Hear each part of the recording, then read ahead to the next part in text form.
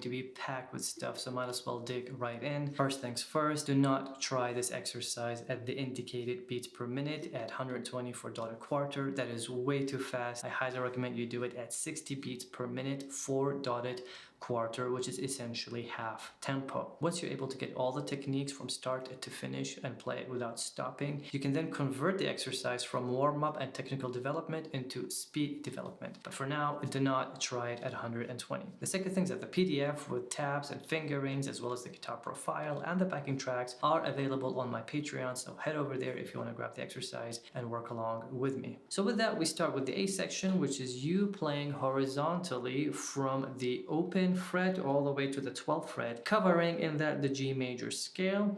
We start with the B and we pull off and we play the B again.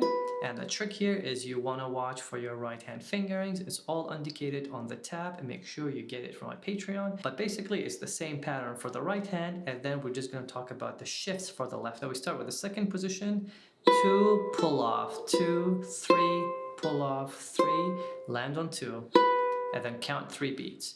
1, 2, 3, 1, 2, 3, 1, 2, and then we move that sequence up a note by leading up to it. Now position shift 3 and 1, 3 and 1, and then we're going to move that sequence up again, leading up to it. That's the third finger. You're going to stay at the 7th position, 4th finger. And then we're going to move up to the 12th fret, that's the lead up.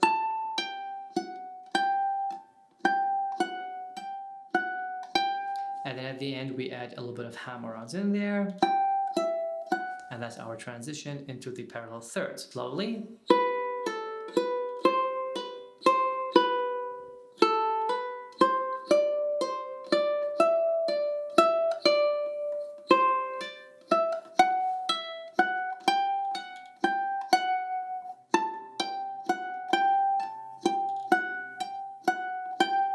Once we land on the 10th fret, we want to transition into the parallel thirds. That transition is in 3-4, which is something that we see a lot in the Canarios, the switch between 6-8 and 3-4. So that's 1 and 2 and 3. Once we land in the 9th fret, we set up our 4th finger and 1st finger to play the parallel thirds.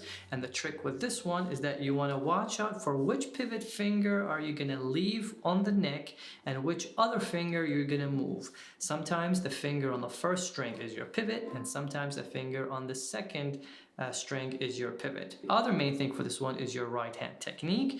You do not want to be repeating your right hand finger between the groups. So what you want to do is you want to figure out a way where you can alternate the fingerings. So what I have done is I have started my pattern with my middle, thumb, then index, which allows me to repeat the pattern. Middle, thumb, index, middle, thumb, index, middle, thumb, index, middle, thumb, index.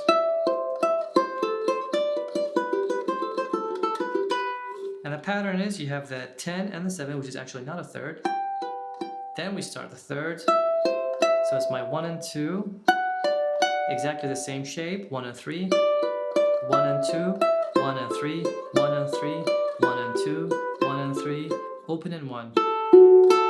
Okay, so.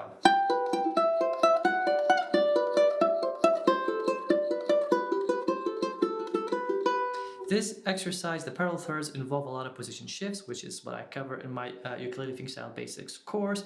But basically what you want to do is you want to make sure that your transitions are clean and that you don't play slides and that you don't land with a buzz.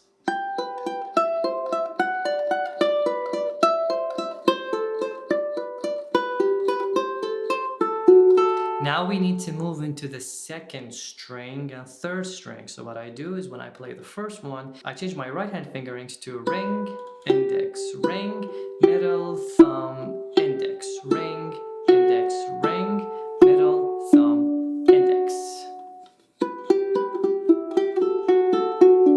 And then together, thumb and middle. That's the same transition in 3-4, 1, 2, 1, 2, 1, 2. So putting the 2nd section together. Up, down, up, down, up, down, up, down, up, The third section is the same as the first section, but it is on the second string so that we cover all the notes of the G major scale on the second string.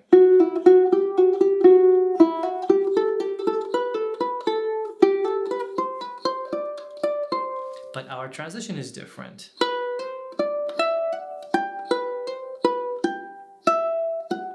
Right? So that is 1, 2, 4, 1, 3, 4, 1, 2, 1. And then starts the fun part, which is the arpeggios inspired by sweep picking from electric guitar. The right hand fingerings for this one are middle, pull off, index, thumb, index, ring, so that you can use your middle on the second bar.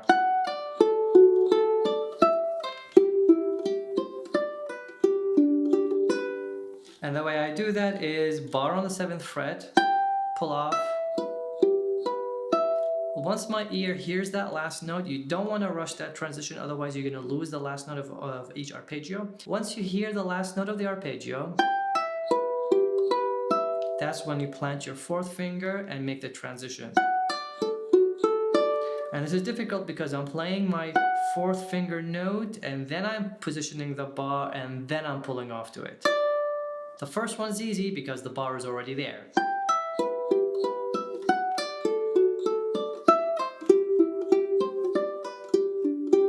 That's something you have to practice. You have the G major chord, D major chord, and then the C major chord, and then G major chord. And we're gonna transition into an A minor chord to finish it off with the scales. Watch out for the rhythm here.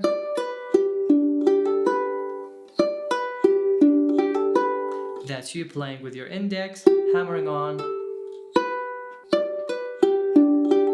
And here starts the last arpeggio pattern: thumb, index, ring, middle, pull off.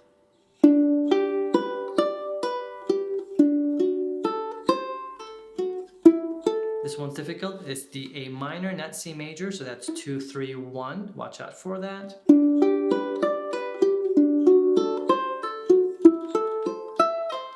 And then you're gonna let go of the bar finally.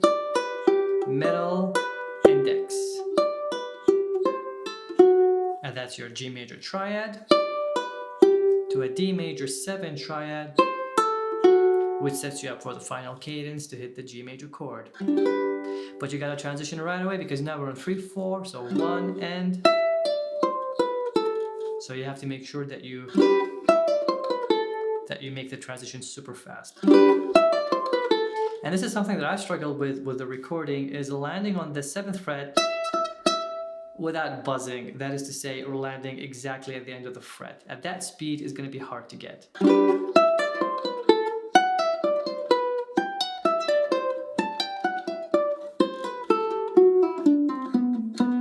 So what's happening here is once you play the G major chord, you're going to go with your middle, pull off, alternating right hand fingers on the 2nd string, then middle, pull off, alternating right hand on the 2nd string. Now it's ring, middle, ring, middle. So watch out for those right hand fingerings, follow them as written on the score. Now the last one, you're gonna play the C, pull off to the B, then the A, and you're gonna tap the G. So watch out for that technique.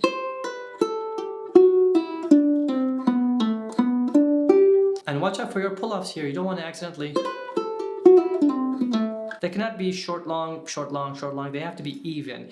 Da, da, da, da, da, da.